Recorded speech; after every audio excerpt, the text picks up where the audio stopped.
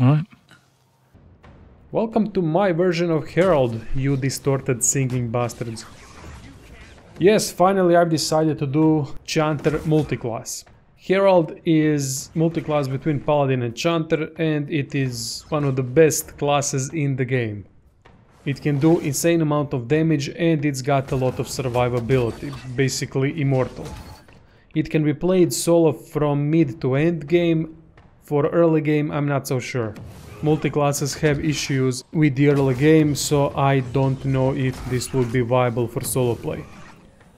Either way, this revolves around simple mechanic: debuff our enemies and then blast them with freeze spell, while constantly staying safe, healthy, doing fuck all besides casting these couple of things.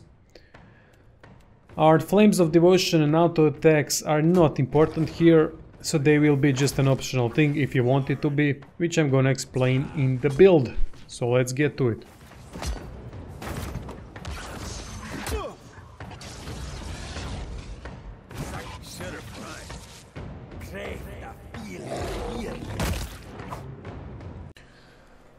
Build should look like this. Paladin Gold Pack Knights is a good choice, but if you do not want to go for them, you can go for Shield Bearers or Bleak Walkers, whatever you want really as their subclass. Chanter needs to be Troubadour, because of the brisk recitation, which we desperately need here. Race, whatever the hell you want. Stats should be balanced out. Put might somewhere around 13-14, constitution 10 is enough, dexterity and perception are important, so they should be at close to maximum as possible. Intellect is also important, so put some points into that as well. Resolve, you can dump a couple of stats here, because you have a lot of survivability anyway. Intellect is important because of Inspired Beacon ability duration, so that we can cast next spell while that thing is still active. Dexterity is important so that we can cast spells quickly after Inspired Beacon, and Perception is important so that we hit with everything. Might is important because with Greater Lay on Hands we can heal ourselves for more, and also because spells will do more damage. As for gear, I would suggest Griffin's Blade and upgrade it to Hound's Courage to have plus 10% damage dealt with spells. You can get Griffin's Blade in Eketaka when you're wandering from district to district, and there will be a random encounter where you need to save some kid. And for a reward, that kid will give you Griffin's Blade. For shield, use small shield, so that you don't have accuracy debuff. As for the rest, for armor, I don't know, you can go for light armor, medium, heavy armor, though I would not use heavy armor because of the huge recovery time.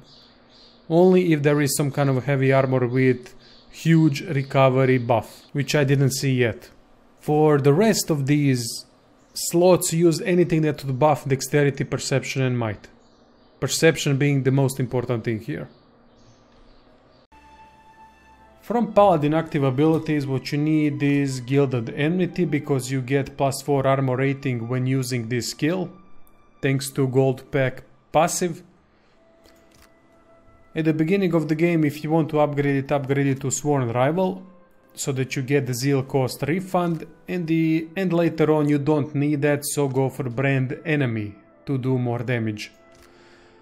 Flames of Devotion upgraded to Eternal Devotion, although I would say that this is an optional thing here, since we are not doing much damage with our melee attacks anyway. Lay on Hands plus Greater Lay on Hands is a must. More armor rating, constitution buff, health restored, you know it all already. Exalted Focus to get more accuracy and hit to crit conversion rate. And Inspired Beacon, which is upgrade from Glorious Beacon because of the plus 40% damage taken.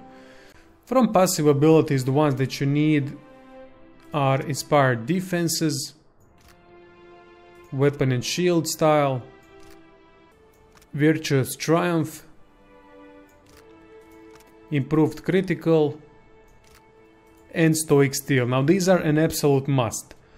Rest you can choose for yourself. Uncanny Luck is also nice because you get more hits to crits conversion. You already have plus 5% from this, so this is now at 10%. Practice healer is not that needed because we are really tough to kill.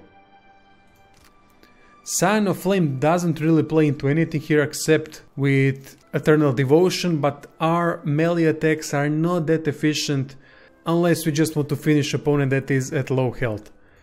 Though if you want to go for it, go for Scion of Flame, Eternal Devotion and also Retribution. So when you stack enough damage bonuses, then use Flames of Devotion. You can do up to 70 damage per hit, but only when this has been stacked enough. As always, fantastic passives for Paladins are Clear Head and Mental Fortress. From Chanter Tree, the ones that you absolutely need are this thing, can't be arsed to read it whole, upgrade it to this thing. With it you get electricity damage. Your next and most important damaging skill comes from this. It's a freezing spell that will annihilate everything combined with Inspired Beacon.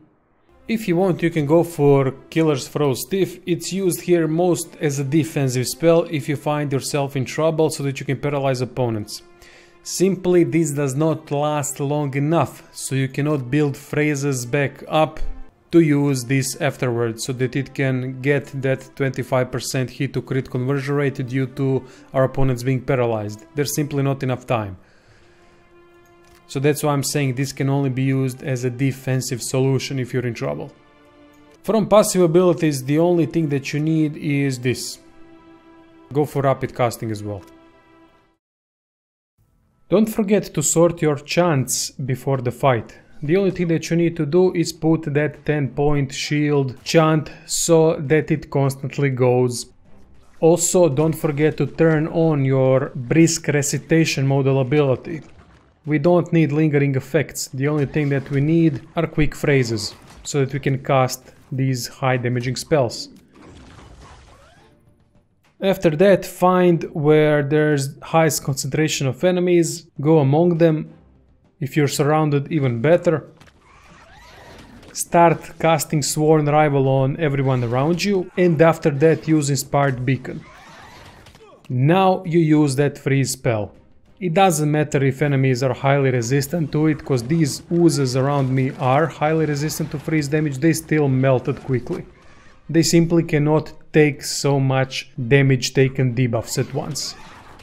Sworn Rival next to Inspired Beacon also indicates that they will take increased damage from these spells. Arcana as your active skill would be my suggestion, so that you can use scrolls that you find in the world when enemies are immune to freeze damage.